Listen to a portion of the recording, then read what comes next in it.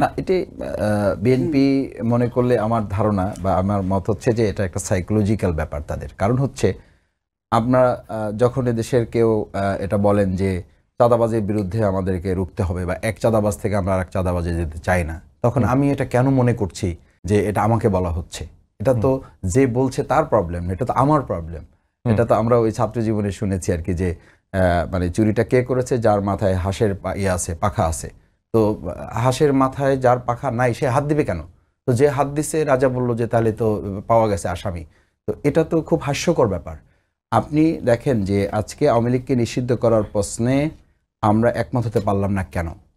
মির্জা ফখরুল ইসলাম আলমগীর ভাই উনি খুব সহাস্যে বলে দিলেন যে এটা জনগণের দায়িত্ব। জনগণ কি এটা নিষিদ্ধ তো 5 তারিখে করে দিয়েছে, তাদেরকে দেশ ছাড়া করেছে।